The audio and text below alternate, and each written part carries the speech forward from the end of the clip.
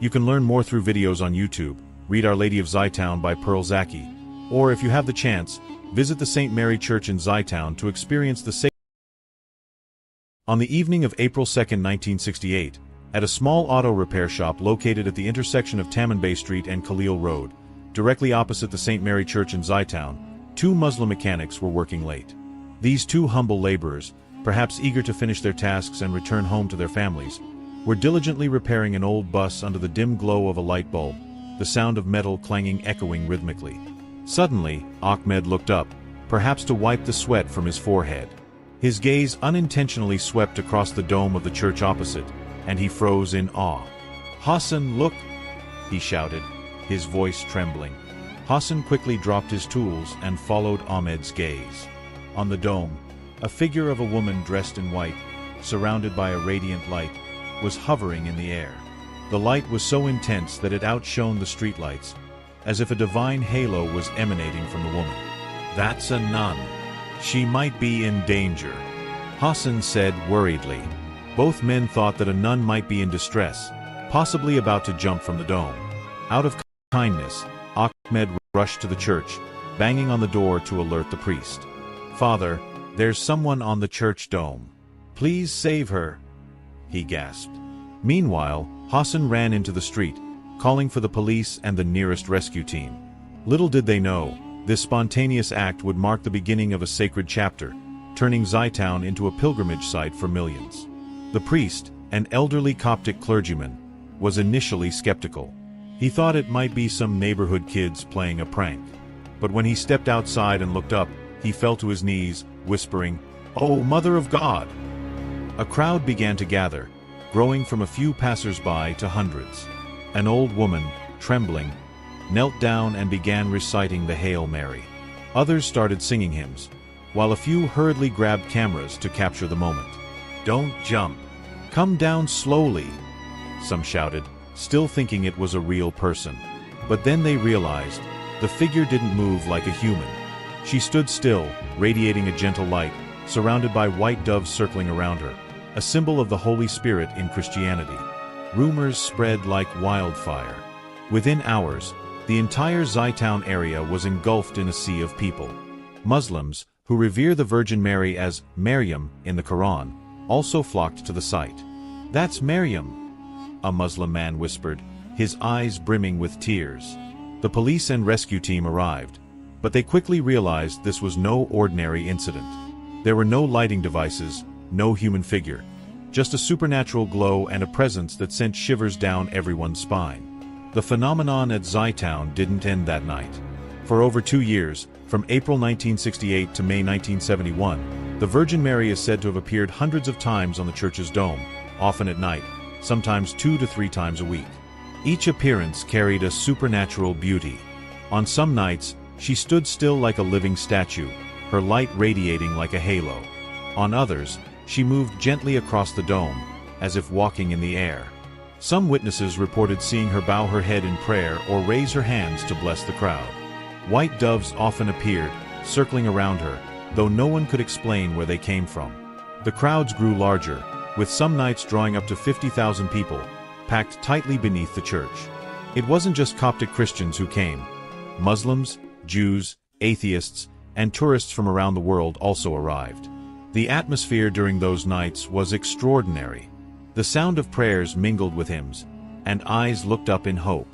One man shared, "I felt like my heart was melting. Even though I'm not religious, I knew this was something divine." Numerous miracles were reported. A boy born blind claimed he could see light after praying at Zeitoun. A woman with terminal cancer said she was completely healed after spending a night beneath the dome. A soldier who had been paralyzed during the Six-Day War stated he could walk again after visiting Zeitoun. Stories like these spread far and wide, turning the site into a global pilgrimage destination. But not everyone believed right away. Some suggested it was a natural phenomenon, like light refraction or fog. Others suspected the Coptic Church had staged it to gain attention. However, these doubts were quickly dispelled as thousands of people from all religions and backgrounds confirmed the same thing. They had seen the Virgin Mary. As the number of visitors to Zeitoun surged, the Egyptian government could no longer stand on the sidelines. Police were deployed to manage the crowds, while authorities launched an investigation into the strange phenomenon. A team of scientists, engineers, and lighting experts was assembled to seek an explanation. They inspected the dome, analyzed the light, and even searched for hidden lighting devices. But the result was clear. There was no natural explanation. The light emanating from the Virgin Mary's figure was unlike any artificial source available at the time. Egyptian President Gamal Abdel Nasser, one of the most powerful leaders in the Middle East, was also drawn into the event. According to historical records, in late April 1968, Nasser secretly visited Zeitoun, escorted by a team of bodyguards. He stood among the crowd, wearing a hat to avoid recognition, and looked up at the dome. Witnesses said Nasser, a devout Muslim yet a pragmatic man, was visibly moved. He stood in silence for a long time, observing the glowing figure and the white doves. While he never publicly confirmed it as a miracle, Nasser also did not deny the phenomenon. Nasser's presence carried significant meaning. In a country where Muslims are the majority, the sight of a Muslim leader witnessing a Christian-related phenomenon sent a powerful message of unity. Nasser ordered the government to assist in crowd management, setting up security barriers and ensuring public safety. He also allowed the press to report widely, though he requested neutrality. Under his direction, the Egyptian government even supported the construction of infrastructure, such as roads and parking lots, to accommodate the growing number of pilgrims. The Coptic Church, led by Patriarch Kyrillos VI, also took swift action. An official investigation committee was formed, consisting of priests, theologians, and experts. After months of review, the committee concluded that this was a true miracle of the Virgin Mary. Notably, while the Egyptian government did not officially recognize it as a miracle, it did not oppose the Church's declaration. This rare cooperation between the government and the Church bolstered the event's credibility in the public eye. The events in Zeitoun were not just about light and a figure. They also sparked a series of remarkable occurrences that added to the allure of this miracle. Hundreds of healing miracles were documented. One of the most famous cases was that of Mona, a 19-year-old girl with leukemia. Her family, who were Muslim, brought her to Zeitoun in May 1968 to pray. After a night standing beneath the dome, Mona said she felt a warm light flowing through her body. Subsequent medical tests revealed that her tumor had completely disappeared. Mona's story was widely reported by the Egyptian press, inspiring thousands of others to flock to Zeitoun in hopes of being healed. One of the most beautiful aspects of the Zeitoun events was the unity between religions. Muslims and Christians, who sometimes experienced tensions, stood side by side to pray. A local Muslim imam once said, "Maryam is the mother of us all. Her appearance is a sign of peace." The event helped ease religious tensions and strengthened the spirit of national unity. International media rushed to Zeitoun. Major outlets like BBC, The New York Times, and Le Figaro sent reporters to the scene.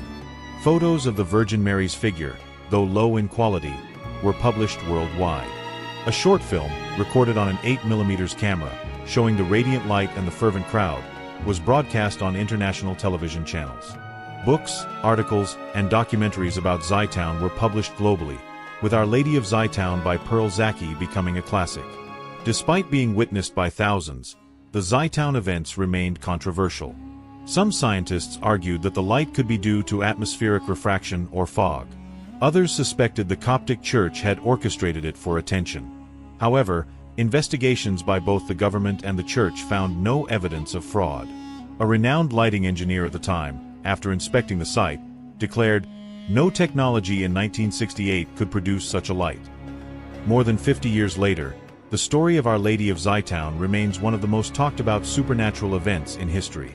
On social media platforms like TikTok, YouTube, and Instagram, videos recounting the event garner millions of views, with hashtags like #ZeitounMiracle and #Our Lady of Zeitoun.